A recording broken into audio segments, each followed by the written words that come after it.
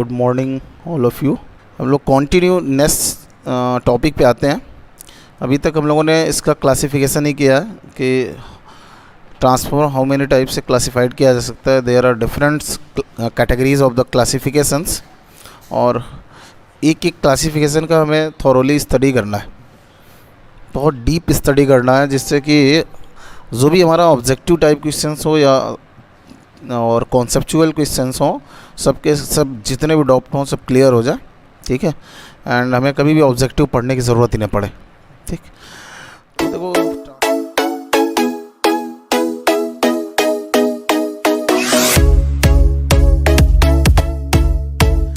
तो देखो ट्रांसफॉर्मर पढ़ाने से पहले एक बार फिर से मैं रिवीजन करना चाह रहा हूँ कि how the magnetic circuits are coupled, कि मैग्नेटिक सर्किट कैसे कपल्ड किए जाते हैं, वो कॉन्सेप्ट हमारे पास आ जाएगा तो ट्रांसफार्मर उसके बाद उसकी वर्किंग प्रिंसिपल पे हम तुरंत आ सकते हैं। ठीक है, तो नेक्स्ट हम लोग फिर से स्टडी करना चाह रहे हैं और देखना चाह रहे हैं कि how the transformer works as a magnetic coupler. ठीक है, तो नेक्स्ट टॉपिक हम लोग पढ़ रहे हैं ट्रांसफार्मर एज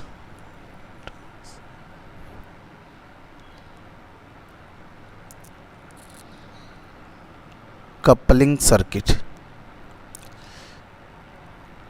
तो ट्रांसफार्मर को हम एज ए कपलिंग सर्किट की तरह देखना चाह रहे हैं और प्रूव करना चाह रहे हैं कि ये transformer as a coupling circuit की तरह काम करेगा। और आपने स्टडी ऑलरेडी किया है, सबके दिमाग में चलता है कि जब वर्किंग प्रिंसिपल पढ़ते हैं और उसमें लिखा रहता है कि ट्रांसफार्मर म्यूचुअल इंडक्टेंस पे काम करता है, तो इसी को हमें प्रूव करना है कि कैसे म्यूचुअली ये काम करेगा।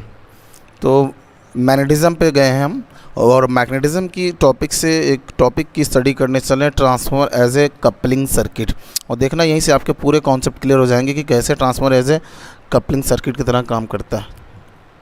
ठीक है, उसको भी लगा दीजिए कोई क्वेश्चन हो तो suppose that there are two coils, this one is a first coil and this one is a second coil,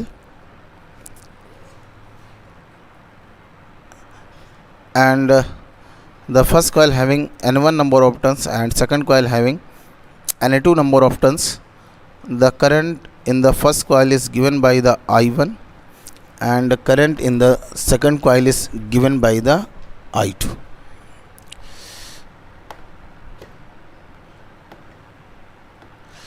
This is a coil first and this one is a coil second. The coil first and second are coupled in air gap. There is no any magnetic core between the coil first and the second. Suppose करिए they are coupled in air gap. Okay. The coupling flux या mutual flux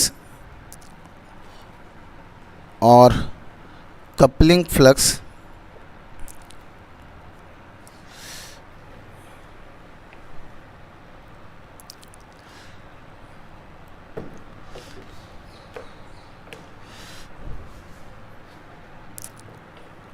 coupling flux from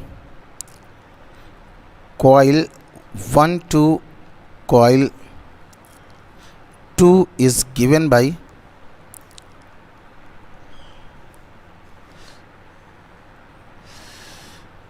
phi12 and leakage flux. Leakage flux, that one is a flux which only linked by the own winding, केवल अपने winding से ही link होता, दूसरे से नहीं होता, is given by the phi11. Okay, same as similarly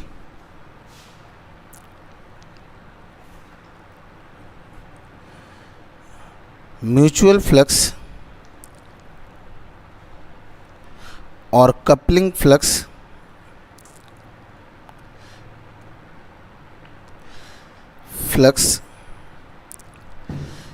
from coil 2 to coil 1 is given by phi21 and leakage flux of coil 2 is given by the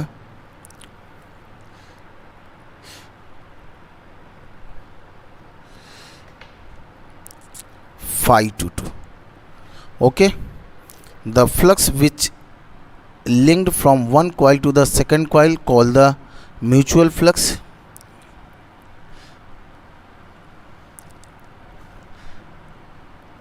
and the flux only linked from the own binding, own coil, this one is called the leakage flux.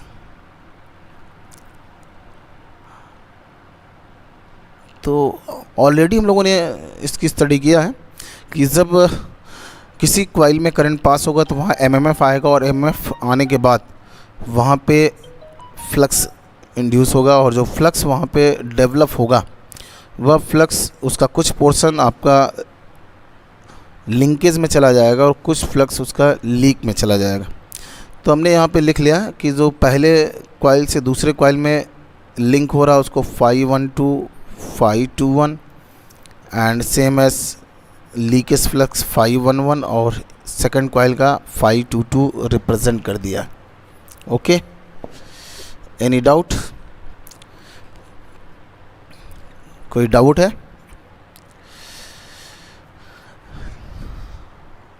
कोई confusion है किसी को?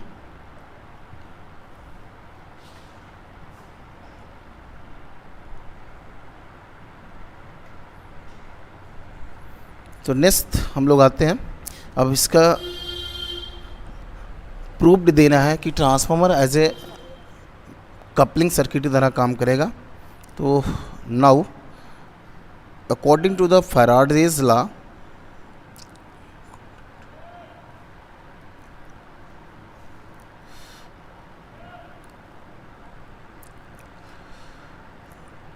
the EMF induced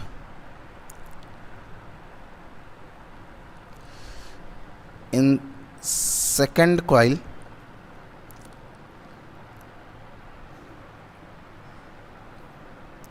due to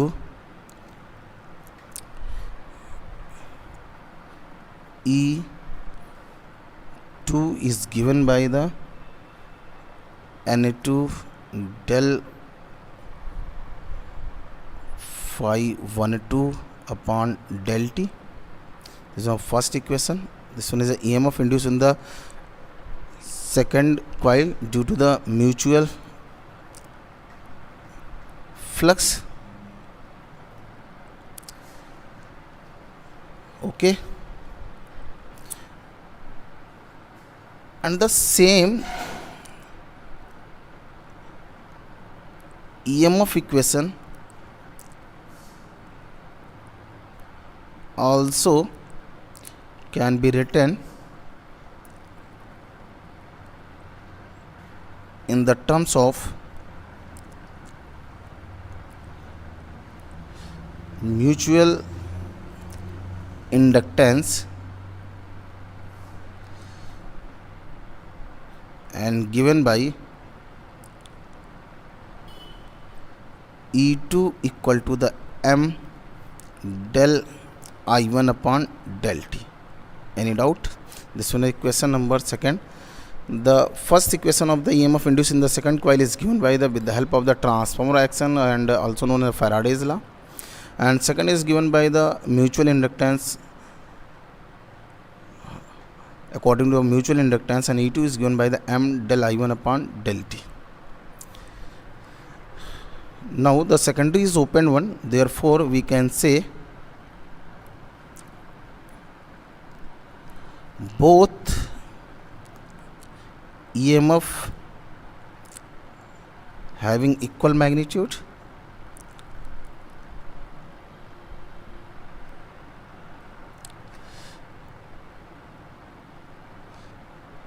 therefore from equation number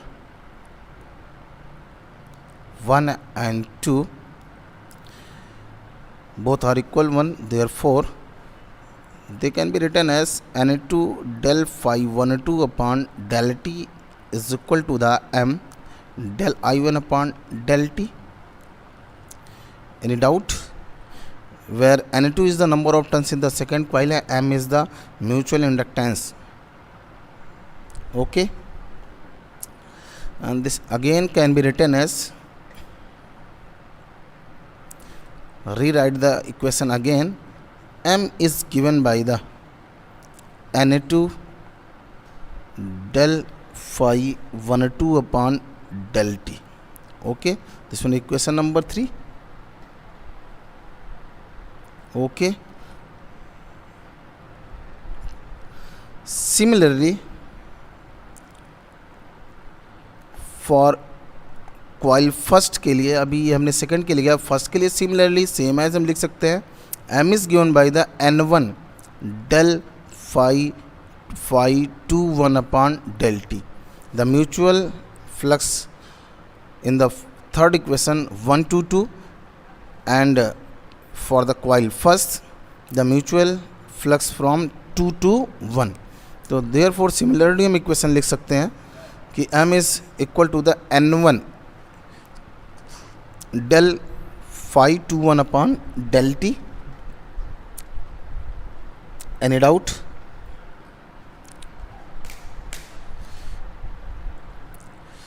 sorry equation में इसको equal del T upon del T cut जाएगा.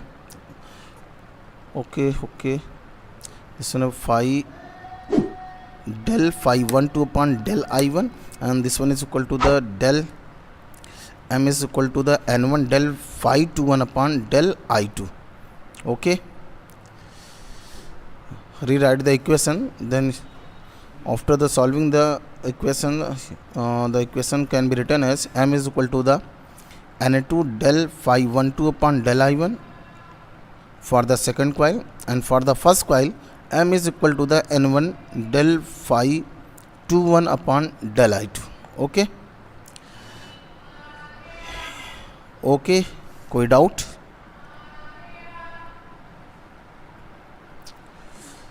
Now if we suppose the medium is air, then we can say there is linearity between phi and I. Therefore,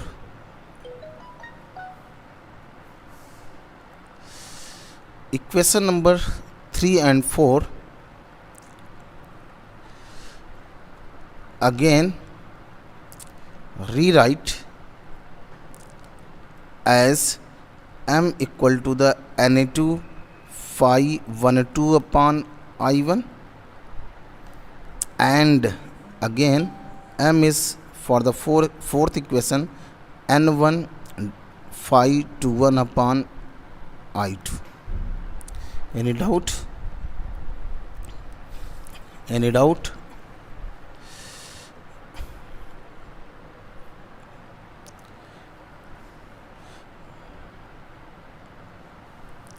This one is the equation number 5th and 6th.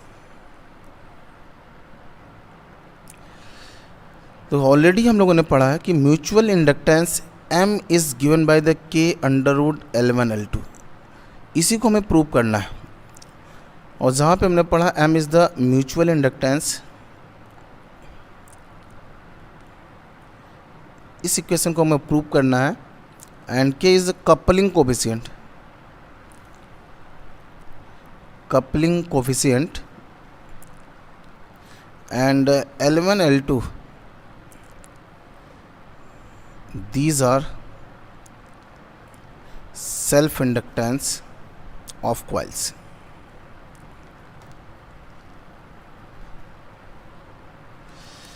Now coupling coefficient K is given by the, आपने पढ़ा हुआ coupling coefficient is given by the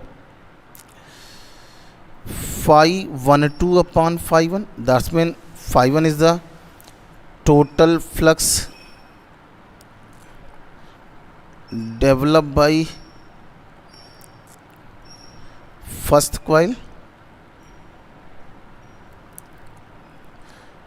and phi 12 is the flux linked by the second coil, and again for the second coil k is again written as k phi 2 1 upon phi 2, and phi 2 is given by the flux developed by the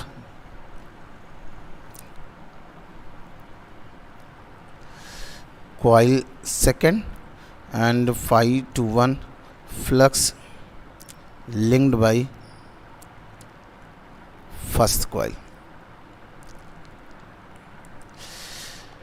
Now इसी equation को हमें prove करना है, and always remember the point phi 1 2 lesser than the phi 1 and also phi 2 1 lesser than the phi 2 due to the because of there are some leakage flux. तो अगर leakage flux है तो obviously है phi 1 2 will be the lesser than the phi 1 and phi 2 1 also lesser than the phi 2 ना. तो इसका मतलब ये हुआ कि k का मान लेस देन 1. देयरफॉर ऑलवेज कभी कभार रेंज पूछा जाता है, what will be the ranges of the के. तो के का रेंज हम लोग लिखते हैं 0.2 to 1 तक लिख देते हैं. 1 तभी हो पाएगा जब इसकी कपलिंग ऐसी हो कि जो भी फ्लक्स डेवलप हो कॉइल में वह फ्लक्स लिंकेज फ्लक्स में बदल जाए और कोई लीकेज फ्लक्स ना हो. इन दिस में इम्पॉसिबल. हमने लीकेज फ्लक्स को कम करने के लिए ऑलरेडी स्टडी किया था अभी कोर्स जब हम पढ़ रहे थे कि हम हमेशा ये चाहते हैं कि लीकेज फ्लक्स का मान कम से कम हो, क्योंकि लीकेज फ्लक्स का मान जितना बढ़ेगा उतना ही इलेक्ट्रिकल परफॉर्मेंस ट्रांसफार्मर का पुअर होगा या किसी भी मशीन का पुअर हो जाएगा. देयरफॉर हम हमेशा ये कम करना चाहते हैं और देयरफॉर कपलिंग कोएफिशिएंट को 1 करना चाहते हैं. और 1 करने के लिए हमने HV एंड LV बाइंडिंग्स को सब डिवाइड किया था कि आधा एक लिंब पे आधा एक लिंब पे करके लीकेज फ्लक्स को मिनिमाइज़ करेंगे. And remember the point, leakage flux का मान कोर टाइप के ट्रांसफॉर्मर में ज़्यादा होता है दैन द सेल टाइप में. सेल टाइप में लीकेज फ्लक्स कम होता है और कोर टाइप में लीकेज फ्लक्स ज़्यादा होता है. ओके, तो नेक्स्ट आगे हम लोग बढ़ते हैं. अब ट्रांसफॉर्मर में आते ही ये आपने इसको स्टडी किया हुआ. नेक्स्ट हम लोग क्या करते हैं, इक्वेशन नंबर 5 and 6 को मल्टीप्लाइड कर देते हैं. Multiplied the equation number 5 and 6. Equation number 5 and 6 को जैसे मल्टीप्लाई करेंगे आप देखो तो the equation can be written as again m square n1 n2. ध्यान से देखते रहो, आपको दिखाई देगा phi 1 2 phi 2 1 upon I1 I2. Okay, कोई doubt? Again this can be written as n1 n2.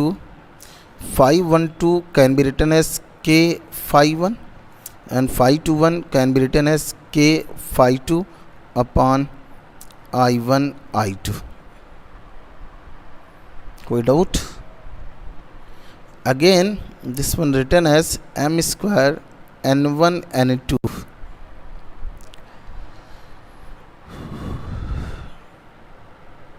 और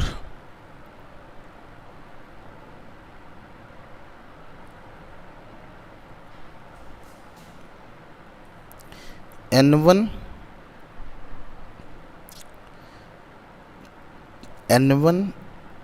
phi 1 upon I1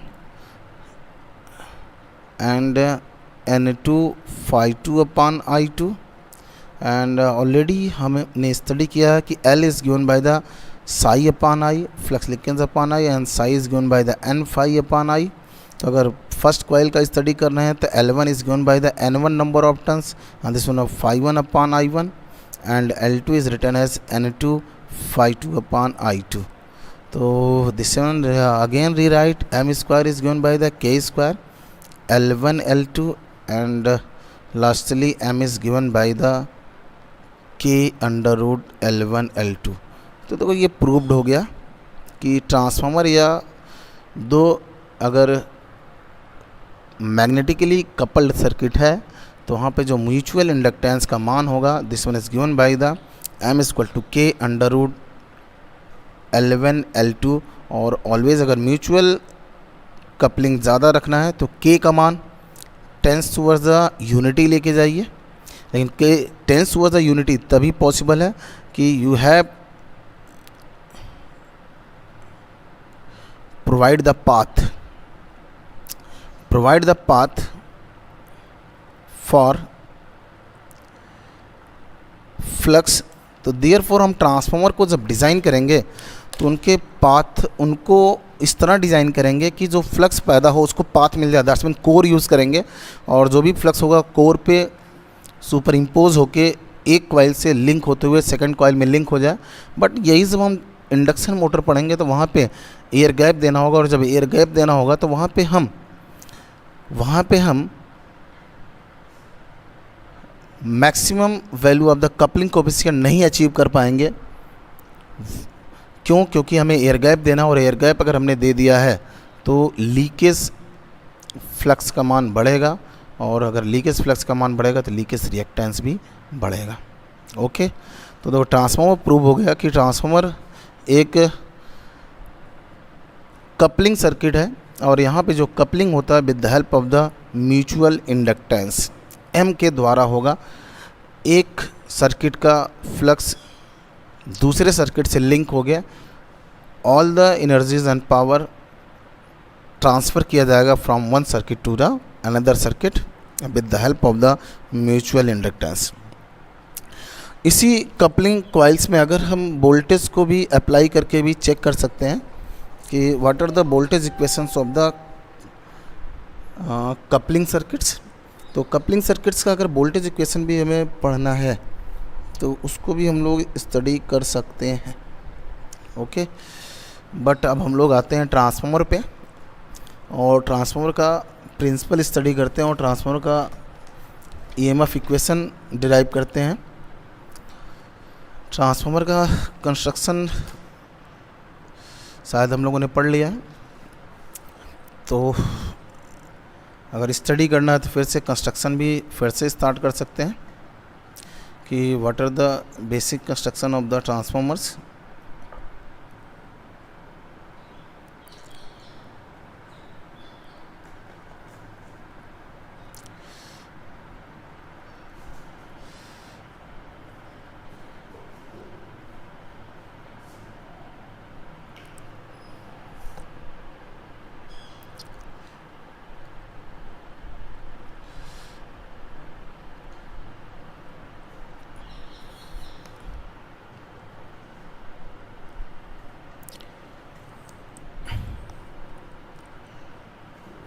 next construction oblique front view of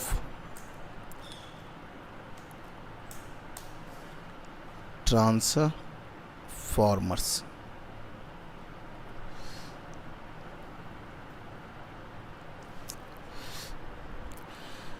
तो नेक्स्ट हम लोग ट्रांसफार्मर का एक कंस्ट्रक्शन डिज़ाइन करने चल रहे हैं कि ट्रांसफार्मर कैसे कंस्ट्रक्ट किया जाता है।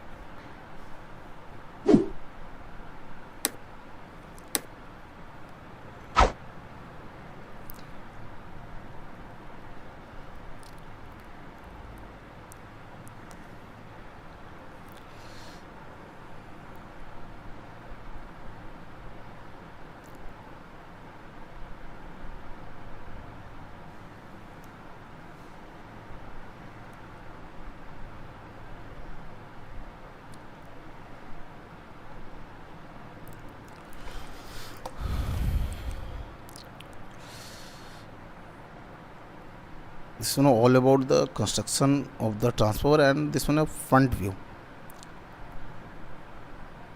This one a front view of the transformer, कि आपको सामने से अगर देखना पड़े तो ये किस तरीके से दिखाई देगा। सपोज करो दिस वन इज 3 फेस का ट्रांसफार्मर है, ओके। RYB 3 फेस की बाइंडिंग प्रोवाइड की जा रही है यहाँ पे।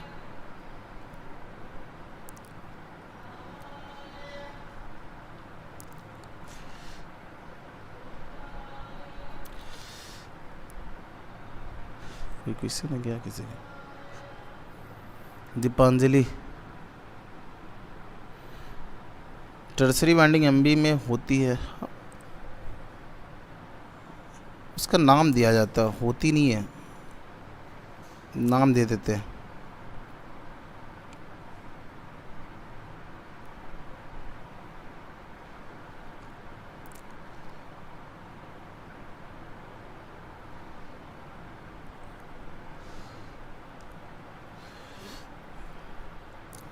येलो कहाँ है यार, येलो येलो कलर नहीं है क्या?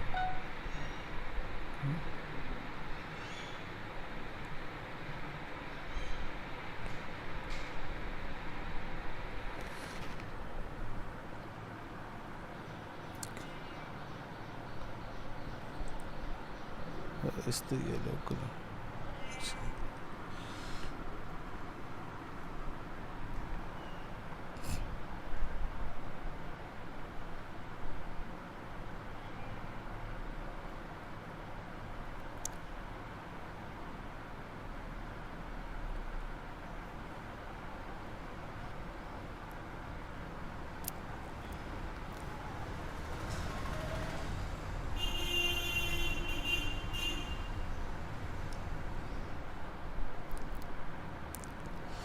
बहुत अच्छा ग्राफिक्स नहीं बन रहा, लेकिन फिर भी आप केयर करेंगे तो सब कुछ आपको मिल जाएगा यहाँ पे।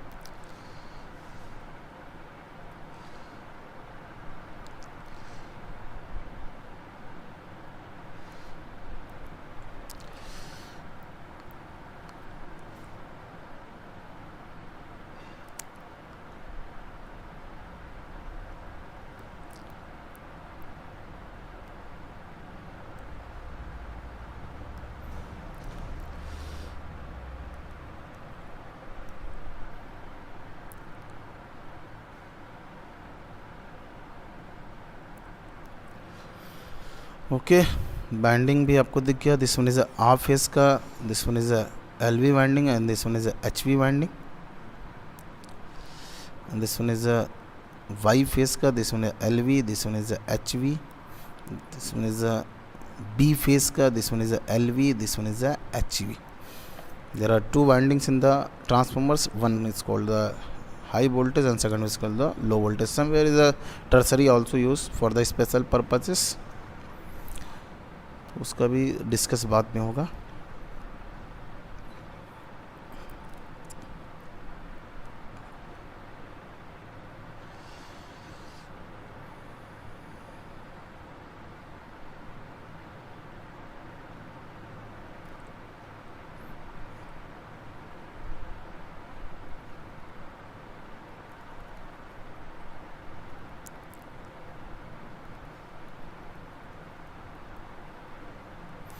This one is a transformer oil.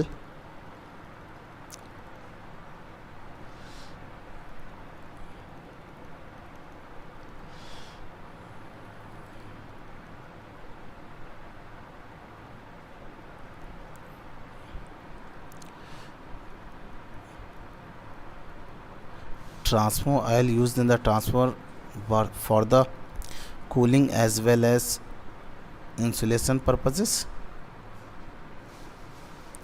तो ट्रांसफार्मर का ये कूलिंग भी प्रोवाइड करेगा, उसके साथ साथ ये प्रोटेक्शन भी प्रोवाइड इंसुलेशन भी प्रोवाइड करेगा। योक, this one is a leg, this one is a leg, this one is a leg, this one is a yoke, this one is a main tank.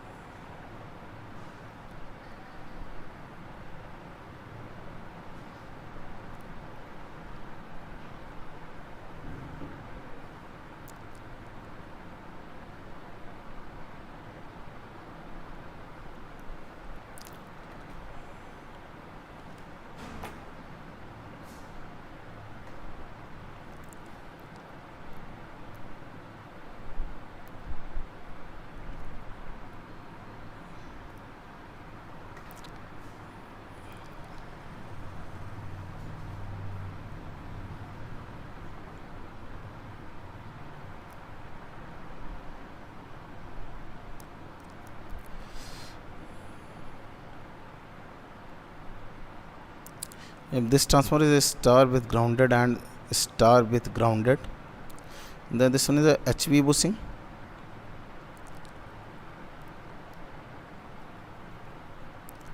and this one is a LV bushing, and this one is a neutral bushing.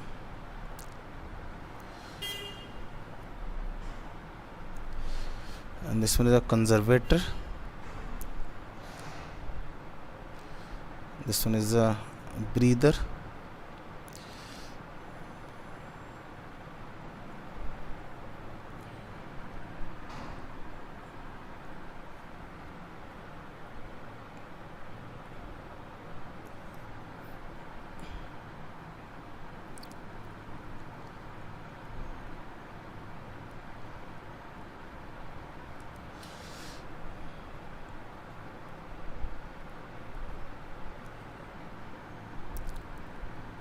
This one is a cup, और इसी cup में आपका oil भी होगा।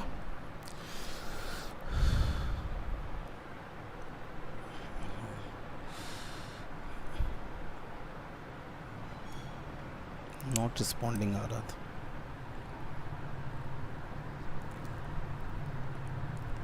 This one is a wheel for the transportation purposes.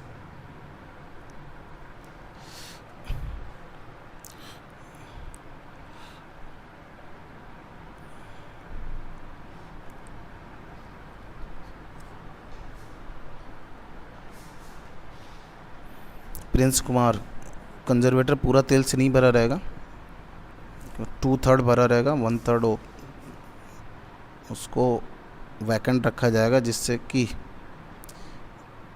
Air का circulation बना रहे।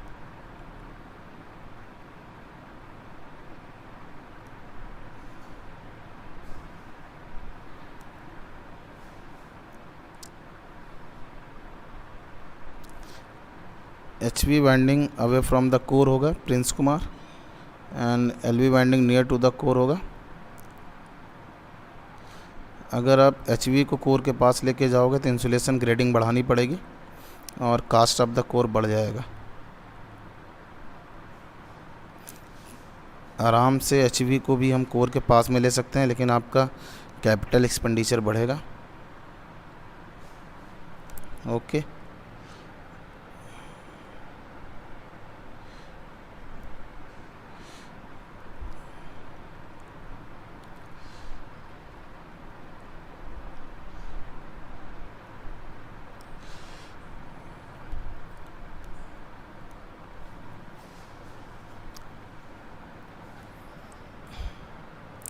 Now the all the HV connected from the this bushing,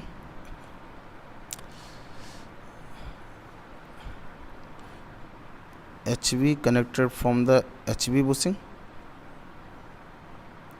and LV connected from the LV bushing,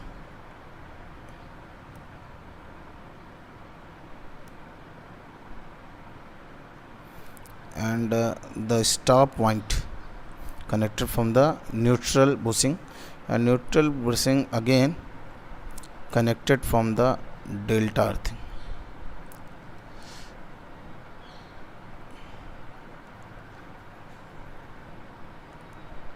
Delta earthing.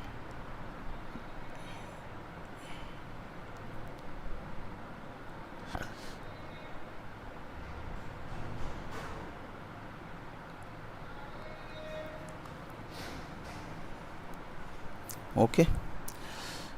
Body is also earth from the earth. जिसमें sub station earthing से जुड़ जाएगा ये. Now there is a marshalling box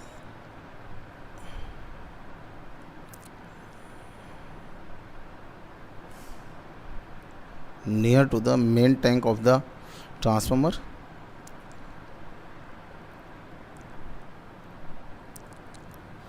Also known as cubicle.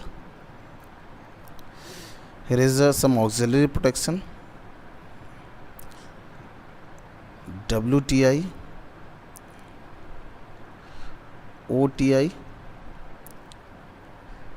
Is mercury switches, and this one is instruments, measuring instruments, measure the winding temperature and the oil temperature. There is a here is a connections of the protection of the inside of the transformer, just like book holes, and these are connected at this marshalling box or cubicle. After that this one is interconnected from the protection system, that one is a relay panel. Okay, so book holes, this one is a book holes relay.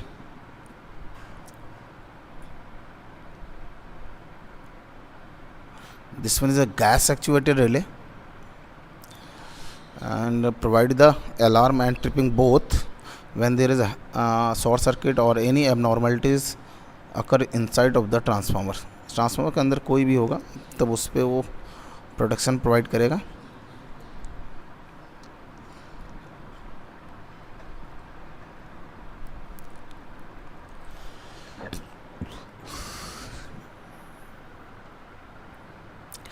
Praful Vishwakarma sir, body को direct अर्थ करेंगे या delta? जो body होती है वो sub station की earthing से जोड़ा जाएगा.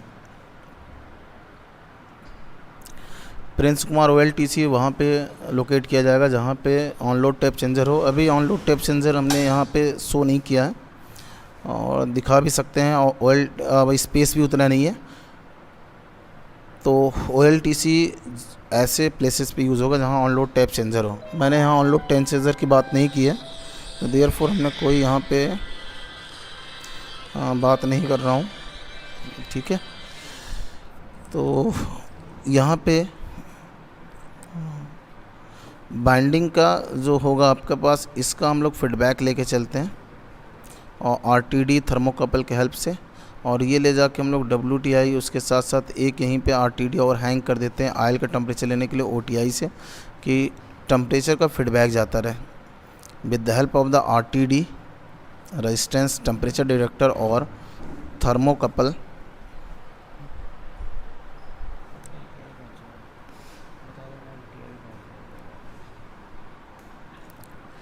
थर्मोकपल के हेल्प से तो हम लोग क्या करेंगे, टेम्परेचर का फीडबैक लेंगे. वही टेम्परेचर का फीडबैक WTI OTI में देंगे. उसके साथ साथ यहीं पे आप देखिएगा इसके टॉप कवर पे यहीं पे आपका PRV लगा रहेगा.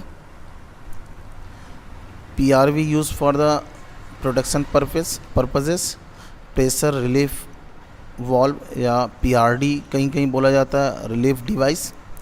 उसके साथ साथ आप देखिएगा यहीं पे स्पेस बहुत कम पड़ रहा है। अब यहाँ पे आपको यहीं पे OSR दिखाई देगा, ऑयल सर्ज रिले। ये भी देखता है कि कहीं अंदर फॉल्ट, मेजर फॉल्ट है और ऑयल में सर्जिंग हो रही है। तो ऐसे कंडीशंस पे हम OSR भी यूज़ करते हैं। और OSR, PRV और देयर अनदर, जैसे तेल इसमें कम हो रहा है कंजर्वेटर में, यमोजी लगा, मिनिमम ऑयल गैस यमोजी लगा रहेगा, सेम यमोजी OLTC में भी लगा रहेगा। तो इन सब का फीडबैक ले आके प्रोडक्शन प्रोवाइड करते हैं मार्शलिंग बॉक्स में। तो मार्शलिंग बॉक्स में आपका WTI होगा, OTI होगा, यमोजी होगा, मिनिमम ऑयल गैस होगा, उसके साथ साथ OLTC का यमोजी होगा, यमोजी OLTC।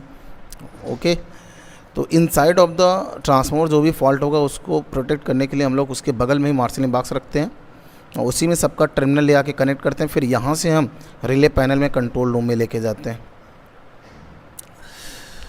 Prince Kumar, transformer neutral में पाइप अर्थिंग नहीं यूज़ होता है, सॉलिड कॉपर अर्थिंग होता है, स्ट्रिप। ओके, एंड रॉड, यहाँ पे आपका प्लेट अर्थिंग नहीं होगा, डिस्ट्रीब्यूशन में प्लेट होता है, यहाँ नहीं होगा। ट्रांसमिशन का है ये, स्टार विद ग्राउंड है, ठीक है, रॉड से होगा।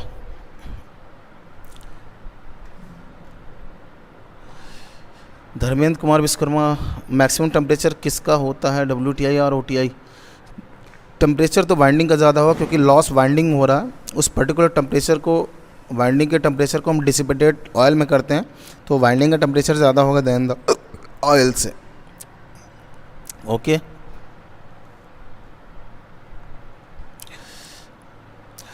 प्रिंस कुमार, यमोजी कंजर्वेटर पर लोकेट होता है, तो तुम देखो पहले कंजर्वेटर पे ही लोकेट हो रहा है यमोजी। पिक्चर तो देखो, यमोजी कंजर्वेटर पे ही लोकेट हो रहा, कहीं और नहीं लोकेट हो रहा। एंड OLTC में भी यमोजी लगता है, OLTC पे भी यमोजी लगाया जाता है क्योंकि OLTC का टैंक अलग होता है एंड वाइंडिंग का टैंक अलग होता है।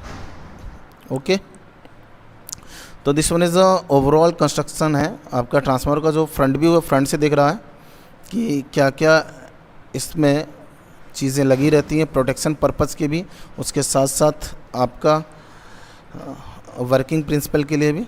आप देखिए यहाँ ब्रीदर भी लगा है।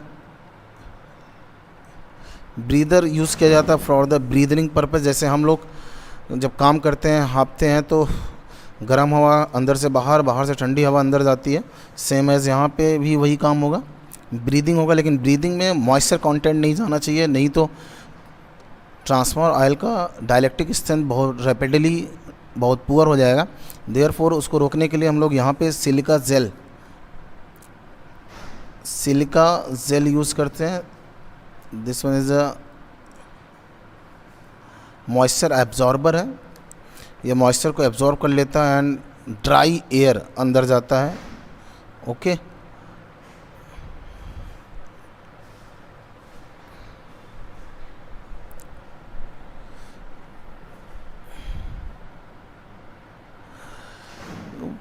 ट्रांसफार्मर की बॉडी भी अर्थ होती है, उसके साथ न्यूट्रल अर्थ होती है। ट्रांसफार्मर की बॉडी जो होती है सबस्टेशन के अर्थिंग से जोड़ दिया जाता है, लेकिन न्यूट्रल की जो अर्थिंग होती है वो अलग से अर्थिंग बनाना पड़ेगा हमें। डेल्टा अर्थिंग बनाते हैं हम लोग पावर ट्रांसफार्मर में, डेल्टा अर्थिंग बनाते हैं, डेल्टा कंस्ट्रक्शन का रॉड यूज़ करते हैं, ठीक है, उसी से प्रोवाइड करते हैं। ओके, तो लेटेस्ट हम लोग ट्रांसफार्मर के प्रिंसिपल पे आ सकते हैं। अब आपको दिख रहा, कोई क्वेरी हो, कोई डाउट हो तो आप पूछ सकते हैं। ये नहीं दिखाई देगा क्या उसमें? हाँ, अरे यार,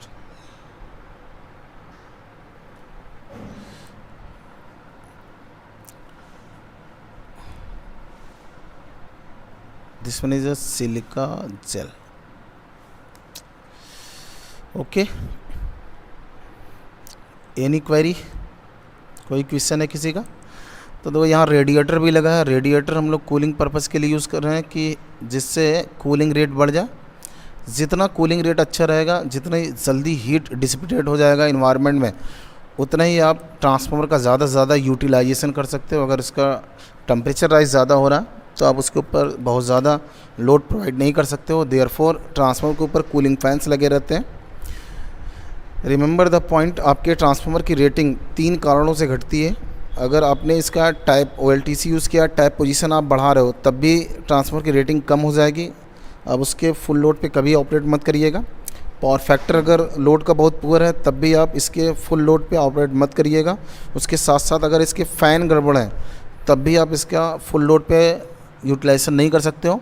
सपोज़ करो अगर 40 MVA का ट्रांसफार्मर है, 40 MVA का ट्रांसफार्मर है, तो आप उस पर केयर करिएगा।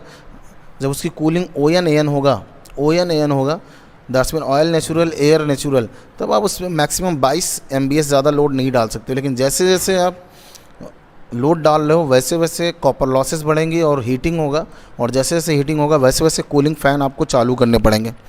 और कूलिंग फ़ैन का भी वहाँ ग्रुप बना रहता है। एक साथ 5 अगर फ़ैन लगे, पाँचों नहीं चालू होंगे, एक बार 3, एक बार 2 ऐसे चालू होगा, जिससे कि जैसे जैसे हीट डेवलप हो रहा वैसे वैसे उसका हीट डिसिपेटेड होता रहे।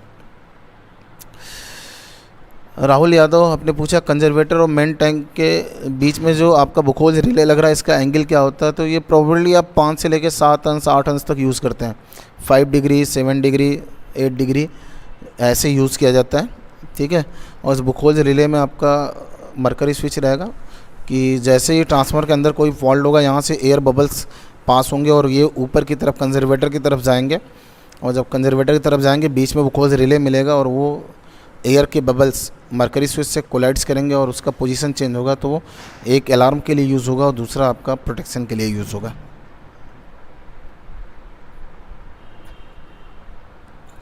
ओके, तो नेक्स्ट आते हैं हम लोग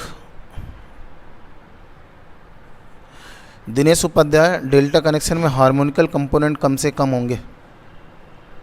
ओके, डेल्टा अर्थिंग करने से आपका सॉइल से कनेक्टिविटी ज़्यादा होगी, ठीक है।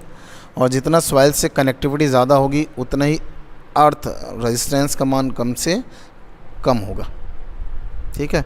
एंड न्यूट्रल मोर स्टेबल हो जाएगा, न्यूट्रल मोर स्टेबल हो जाएगा। Therefore delta earthing, double delta earthing दोनों यूज़ करते हैं। डेल्टा अर्थिंग और डबल डेल्टा, दैट्स मीन एक बार डेल्टा बने एंड ये डेल्टा हुआ, रॉड लग गया, एक बार डेल्टा अगेन। और अच्छी हमें इसकी अर्थिंग करनी है, दैट्स मीन अर्थ रजिस्टिविटी कम से कम करना है, दिस मीन डबल डेल्टा। उसके बाद ऐसे से रॉड जाएंगे अंदर की तरफ, दिस मीन रॉड होगा, ये आपके वर्टिकल रॉड होंगे, ठीक है, जो सॉइल में अंदर की तरफ तक जाएंगे 3 मीटर तक, ठीक है। और ये सब डेल्टा बना के उसमें आप वही कोक, कोयले के जो पिसे हुए बुरादे होंगे वो डालिए, और उसके अलावा केमिकल डालिए, उसके साथ साथ आप नमक डालिए, सॉल्ट डालिए, ठीक है। तो इनसे हम लोग क्या करते हैं, अर्थ की रेजिस्टिविटी मिनिमाइज़ करते हैं, और जिससे कि न्यूट्रल आपका मोर स्टेबल हो जाए, न्यूट्रल आपका मोर स्टेबल हो जाए। Okay, these are the rods होते हैं, रॉड्स।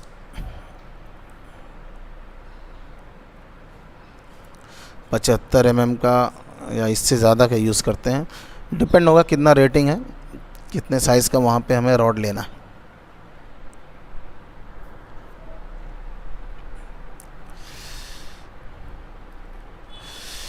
नेक्स्ट हम लोग principle of operation of transformer में आते हैं, या प्रिंसिपल ऑफ ट्रांसफार्मर।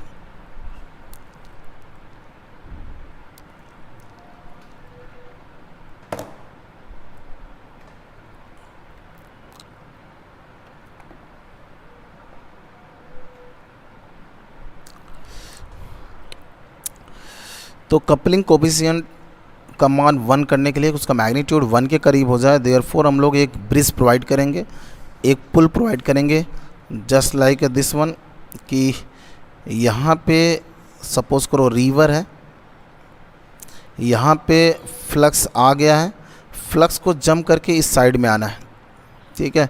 तो इस रिवर के ऊपर अगर हम ब्रिज प्रोवाइड कर दें तो जितने भी फ्लक्स होंगे सब के सब जंप करके आ जाएंगे। लेकिन यही रिवर या जो आपका ये नाला है, ये इंडक्शन मोटर में आपको मिलेगा। तो देयरफॉर इंडक्शन मोटर का जो प्रिंसिपल यही है, लेकिन वहाँ का जो परफॉर्मेंस होगा ट्रांसफार्मर से पुअर होगा। देयरफॉर ट्रांसफार्मर की अगर इफ़िशियंसी, जितनी कपलिंग कोएफिशिएंट आप अच्छा करोगे उतना इफ़िशियंसी इसकी बढ़ जाएगी। अगर कपलिंग कोएफिशिएंट आपने 99.99% कर दिया तो ट्रांसफार्मर की इफ़िशियंसी भी 99.99 हो जाएगा।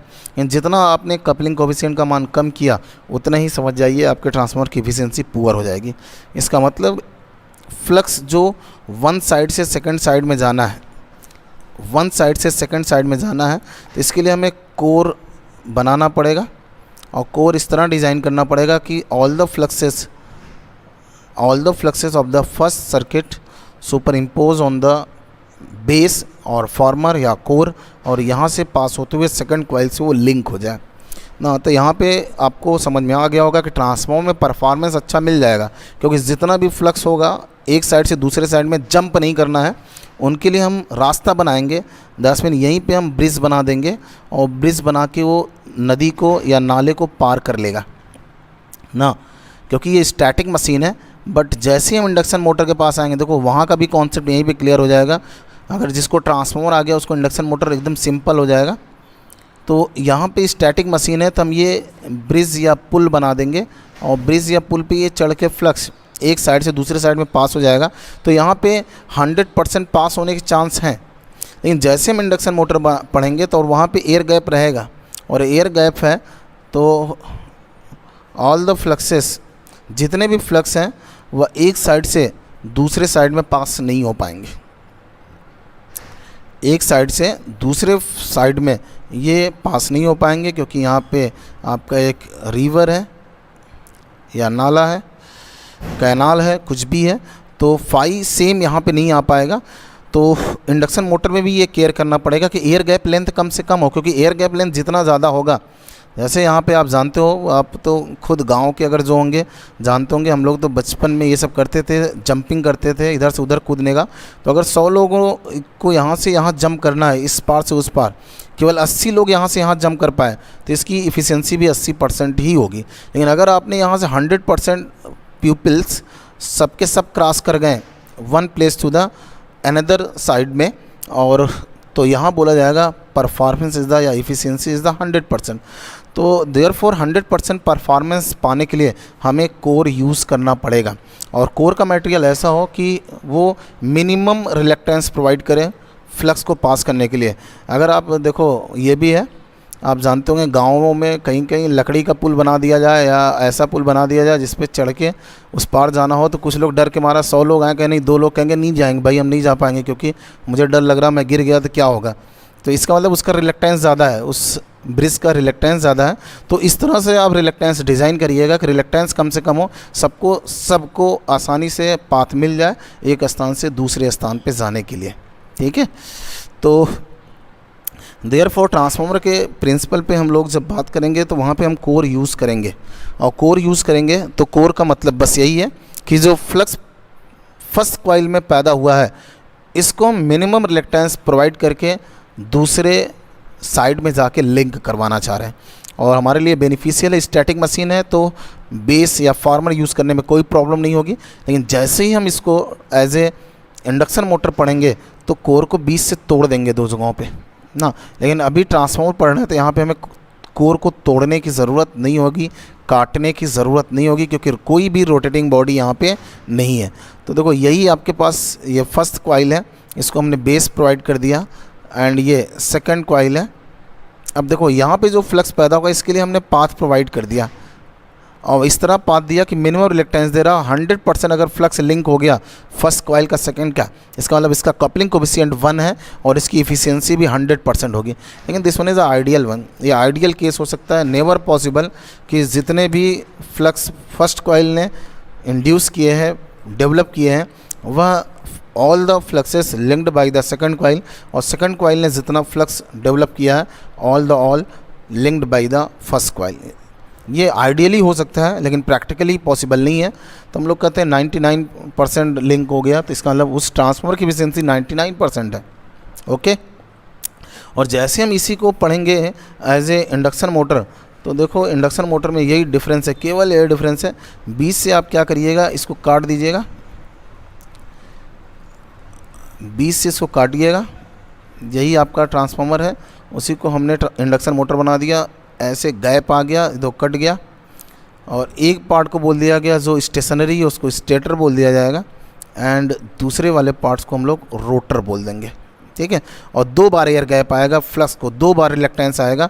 तो देयरफॉर हमारे दिमाग में ये होना चाहिए कि इंडक्शन मोटर का भी अगर हमें डिज़ाइन अच्छा करना है तो एयर गैप कम से कम हो, क्योंकि 2 बार वो एयर गैप उस पर्टिकुलर फ्लक्स पाथ में मिलने वाला है। ओके, तो कुछ क्लियर हो गया होगा कि why we use the core for the medium of the flux, ठीक है। तो कोर या बेस या फॉर्मर हम इसलिए यूज़ कर रहे हैं जिससे कि जो भी फ्लक्स प्राइमरी कॉइल में या फर्स्ट कॉइल में डेवलप हो रहा, ये सब के सब सेकंड कॉइल से लिंक्ड हो जाए, सेकंड कॉइल से ये क्या हो जाए, लिंक्ड हो जाए। देयरफॉर हम बेस यूज़ करेंगे।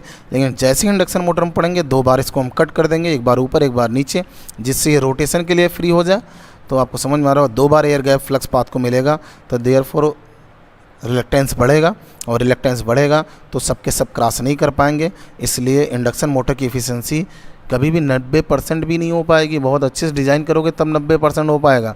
आप अपने घरों का जो इंडक्शन मोटर पढ़ते हो 70-65% का है वो, ठीक है। तो वहाँ बहुत अच्छी एफिशिएंसी का इंडक्शन मोटर नहीं मिल पाएगा, और पैसे और खर्च करोगे तो और पुअर एफिशिएंसी मिलेगा।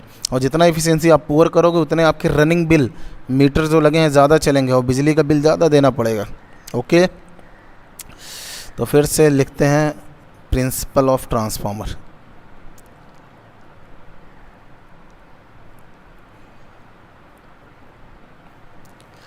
किसी को कोई कन्फ्यूज़न है?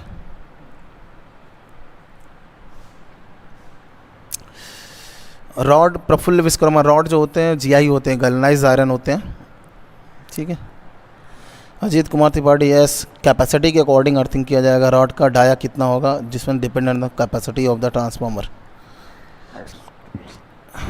संदीप कुमार यादव, गुड मॉर्निंग, अभी याद आया, गुड। तो बड़े अच्छे से आपको समझ में आ रहा होगा ट्रांसफार्मर, अब कोई दिक्कत नहीं कर रहा होगा।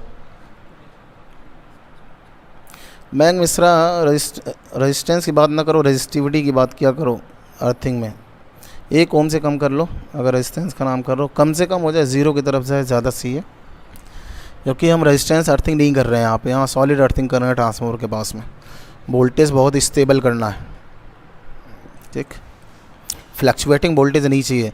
जहाँ फ्लक्चुएटिंग वोल्टेज है समझ जाओ वहाँ पे अर्थ का रेजिस्टेंस है, और जैसे से लोड अनबैलेंस हो रहा है तो वोल्टेज भी अनबैलेंस्ड होगा।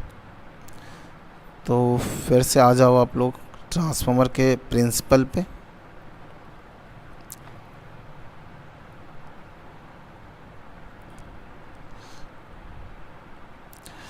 तो प्रिंसिपल के साथ साथ ईएमएफ इक्वेशन भी हम लोग यहीं पे डिराइव कर लेंगे। तो this one is a yoke portion, this one is a leg और लिम, ये योक है।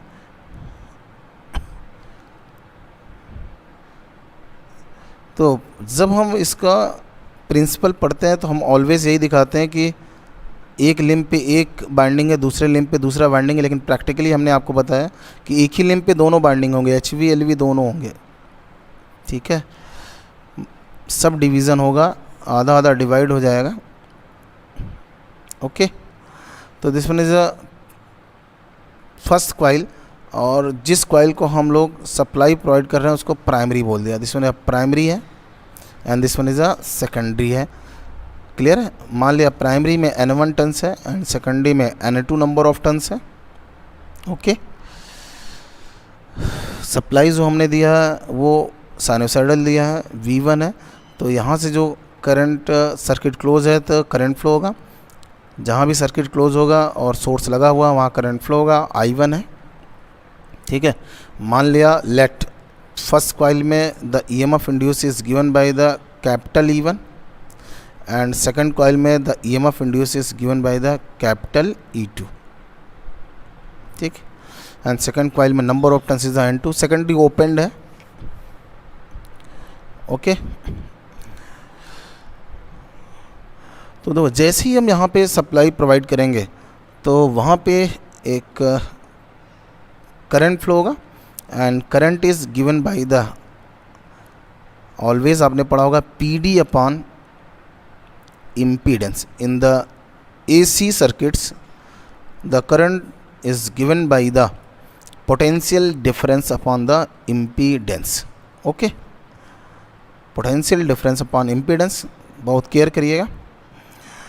तो जैसे ही यहाँ से करंट पास होगा, उस कॉइल में नंबर ऑफ टर्न्स है, तो नंबर ऑफ टर्न्स होते ही आपको पता चल गया एमएमएफ आ जाएगा। MMF is given by the N1I1, N1I1 है, और एमएमएफ आते ही फ्लक्स पैदा होगा, and flux is given by the MMF upon reluctance. बहुत केयर करिएगा। MMF N1I1 upon reluctance, this one is reluctance. Magnetic path का जो रिलक्टेंस है, this one is given by the 1 upon mu not mu R L upon A, where L is the length of flux and A is the area of flux. तो आपको दिखाई दे रहा होगा, एक बार ट्रांसफार्मर का कोर डिज़ाइन हो गया तो उसका जहाँ से फ्लक्स गुजरना उसका लेंथ भी फिक्स हो गया है, एंड आपका एरिया भी फिक्स हो गया। That's mean this one is a constant value, and N1 also number of turn से ये भी कांस्टेंट वैल्यू है। But I, this one is a alternating current है, that's mean I M sine omega T से represent किया जाएगा। अगर sinusoidal है तो आपको समझ में आ रहा है, इसका मतलब जो फाई होगा, this one is also a sinusoidal, और phi is given by the phi M sine omega T. Any doubt? अगर कोई डाउट हो आपको, आप तुरंत पूछिएगा। तो ट्रांसफार्मर एक्शन खुद कहता है कि मैं वर्किंग तभी करूँगा जब मेरे पास टाइम वेरिंग फ्लक्स हो, टाइम वेरिंग हो, दैट्स मीन समय के अनुसार फ्लक्स का मैग्नीट्यूड बदल रहा हो, या जिसको आप लोग बोलते हो अल्टरनेटिंग फ्लक्स हो या साइनोसाइडल फ्लक्स हो, कुछ भी नाम देते हो। लेकिन बेसिकली हम लोग ट्रांसफार्मर एक्शन में हम लोग यही कहेंगे कि जो भी ट्रांसफार्मर डिज़ाइन किया जाएगा उसके लिए सबसे पहली बात हमें यही रिमेंबर करना है कि जो वहाँ फ्लक्स होना चाहिए वो टाइम वेरिंग होना चाहिए। जब तक म्यूचुअल फ्लक्स टाइम वेरिंग नहीं होगा तब तक ईएमएफ इंड्यूस का कोई बात नहीं हो सकता है, according to the Faraday's law.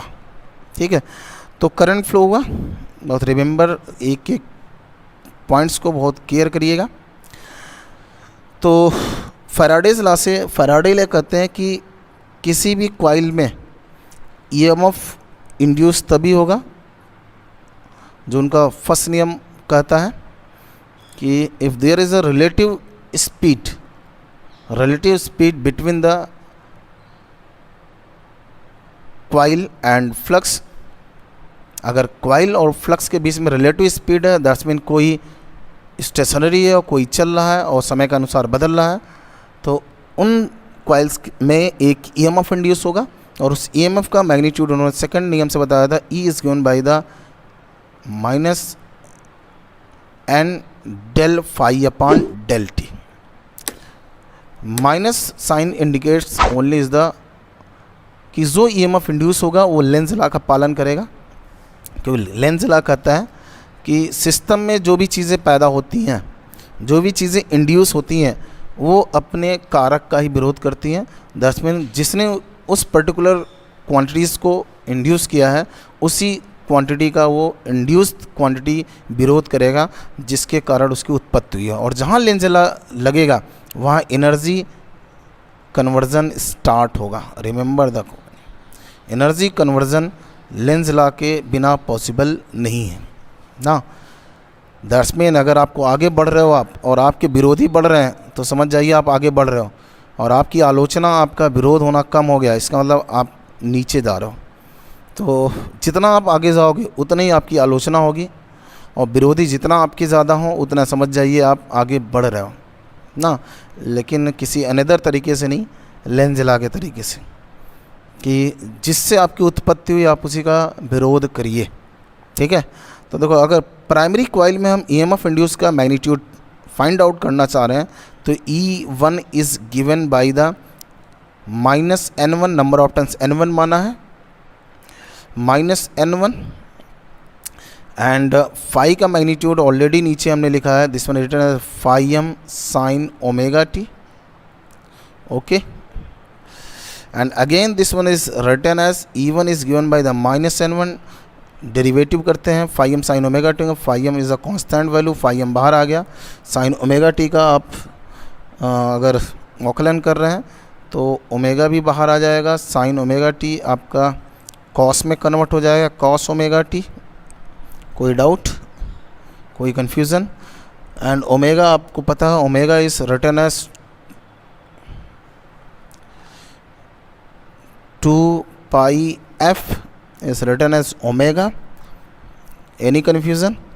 And cos omega t again written as sine, trigonometry है ये, pi by 2 minus omega t. This one first coordinate का एनालिसिस हो रहा. Again E1 written as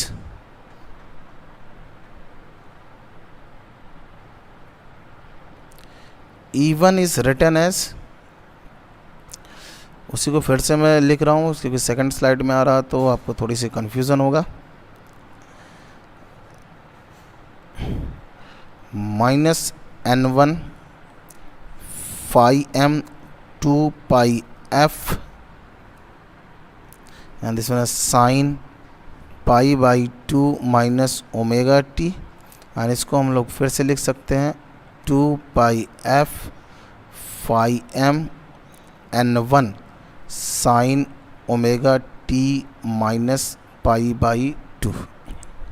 okay, तो एकदम क्लियर हो गया. इसका मतलब जो EMF इंड्यूस होगा, जो EMF इंड्यूस होगा वह फ्लक्स से फेज़र में 90 अंश पश्चगामी होगा. इसका मतलब जब भी हम फेज़र बनाएंगे, ये दिमाग में हमेशा रख लेना है, ऑलवेज रिमेंबर द पॉइंट कि the EMF induced in the coil lag 90 अंश from the flux reference. Flux का जो रेफरेंस है उससे 90 अंश पश्चगामी होगा, minus pi by 2. Okay, now this one is instantaneous value of the EMF. But आपको पता है फॉर द एनर्जी कंजर्वेशन या जो हम वोल्टेज पढ़ते हैं वो RMS पढ़ते हैं इन द AC सिस्टम. तो इसका सबसे पहले मैक्स वैल्यू निकालना होगा. What is a RMS value निकालने के लिए मैक्स पता करना होगा. तो मैक्स वैल्यू ऑफ E1, तो मैक्स ये तभी होगा जहाँ sign omega T minus pi by 2 जब मैक्स हो. तो इसका मैक्स वैल्यू 1 होता है. ओके, कोई कन्फ्यूज़न है? The sine omega T minus pi by 2 equal to 1. This one है max value of the equation. तो जहाँ इसका इक्वेशन का मैक्स वैल्यू होगा वहीं E1 भी मैक्स होगा. तो E1 मैक्स इसको हम लोग लिख सकते हैं 2 pi f phi m n1. कोई doubt? Now what is the RMS value? तो RMS साइनोसाइडल का आपने रटा हुआ है. RMS value of sinusoidal signal, क्योंकि हम साइनोसाइडल सिग्नल ही यूज़ कर रहे हैं.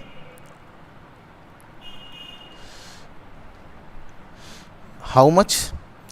E1 RMS is given by the E1 max upon under root 2. So this one is given by the 2 pi f phi m n1 upon under root 2. कोई doubt है किसी को? And this one is written as Prince Maurya silica gel bluish colour का होगा और ख़राब होने पर वो पिंक कलर का हो जाएगा. अच्छा है, गुड कंडीशन में है तो ब्लूइश कलर का होगा, और अगर उसने मॉइस्चर बहुत ज़्यादा एब्जॉर्ब कर लिया है तो वो पिंक कलर का हो जाएगा. तो E1 फर्स्ट कॉइल में RMS value of the voltage is given by the 4.44 f phi m max and this one is N1. और यही आप लोगों ने हमेशा याद किया है. तो फिर से ये प्रूव हो गया कि the EMF equation of the transformer is given by the 4.44 f phi m n1. Remember the point. ये इक्वेशन आप तभी यूज़ कर सकते हो जब आपका जो फ्लक्स है उसको आपने साइनोसाइडल माना है. अगर शेप चेंज हो गया तो आप समझ जाइएगा आपका जो EMF इंड्यूस होगा उसका भी शेप चेंज हो जाएगा. तो अगर आप फ्लक्स साइनोसाइडल दे रहे हो तो EMF साइनोसाइडल मिलेगा. लेकिन अगर आप फ्लक्स कोई और नेचर ऑफ या शेप ऑफ अलग सिग्नल का दे रहे हो तो उसके डेरिवेटिव में ईएमएफ मिलेगा, तो उसका आकलन कर लीजिएगा, अपने आप आपको मिल जाएगा। ठीक है, तो कोई शेप ऑफ द सिग्नल हो उसका इक्वेशन डिराइव कर लीजिए, जो हमने 10 में पढ़ा है रेखा गणित से ही। उसके बाद डिराइव करने के बाद उसका आकलन कर लीजिए, आराम से आपको मिल जाएगा what is the shape of the EMF induce. लेकिन अगर आपका फ्लक्स साइनोसाइडल है तो ईएमएफ भी साइनोसाइडल होगा और उसका मैग्नीट्यूड 4.44 F∅m/n1। सिमिलरली क्योंकि यही फ्लक्स हमने कपलिंग कोफिशिएंट 1 रख दिया है और सब के सब जो आपके फ्लक्स हैं वो लिंक हो रहे हैं सेकंड कॉइल से भी, तो similarly for the second coil, similarly for second coil आपका जो ईएमएफ इक्वेशन हो जाएगा E2RMS is given by the 4.44। Frequency same है, फ्लक्स सेम है, φm ही है, लेकिन नंबर ऑफ टर्न्स वहाँ N2 है, तो therefore E2RMS is given by the 4.44 F∅m/n2।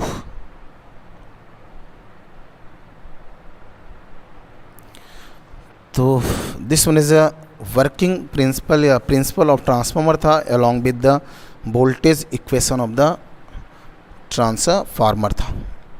Okay, तो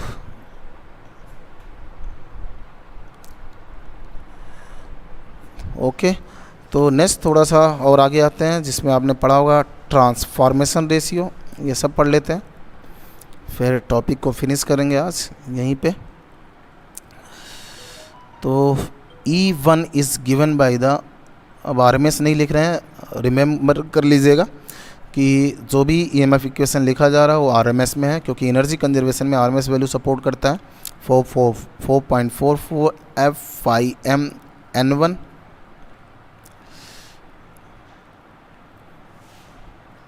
This one is the EMF equation of the first coil and E2 is given by the 4.44 F∅m/n2।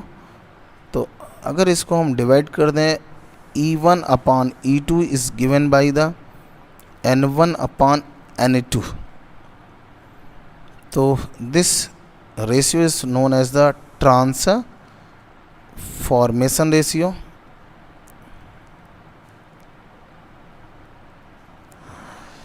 Okay, and remember the one things more कि E1 upon N1 is given by the E2 upon N2 from the balancing equation. तो this one is a EMF per turn in first coil is equal to the EMF per turn in second coil। okay, EMF per turn in first coil always equal to the EMF per turn in second coil। ठीक है, तो ये था अभी हमने जो EMF equation निकाला है, ये नो लोड पे था। अभी हम लोड लेके आएंगे और जब तक लोड नहीं आएगा तब तक एनर्जी का ट्रांसफ़र या पावर का ट्रांसफ़र एक सर्किट से सेकंड सर्किट में नहीं हो पाएगा। ठीक है, तो नेक्स्ट, एनी डाउट, किसी को कोई डाउट हो वो क्वेश्चन पूछ सकता है। कितने लोग फोन ले बस, एनी डाउट, किसी को कोई कन्फ्यूज़न है, कोई डाउट हो, यहाँ तक जो अभी आपने स्टडी किया है किसी भी तरीके का डाउट हो पूछ लीजिए। धर्मेंद्र कुमार विश्वकर्मा, अभी जैसे ही मैं लोड पे लूँगा उसके बाद आपको ये दिखा पाऊँगा आइडियल ट्रांसफार्मर और प्रैक्टिकल ट्रांसफार्मर में क्या डिफरेंस है। ओके, तो उसको वेट करिए, एक साथ पूरा ख़त्म भी नहीं कर सकते हम लोग। ओके, क्लोज़ करते हैं हम लोग।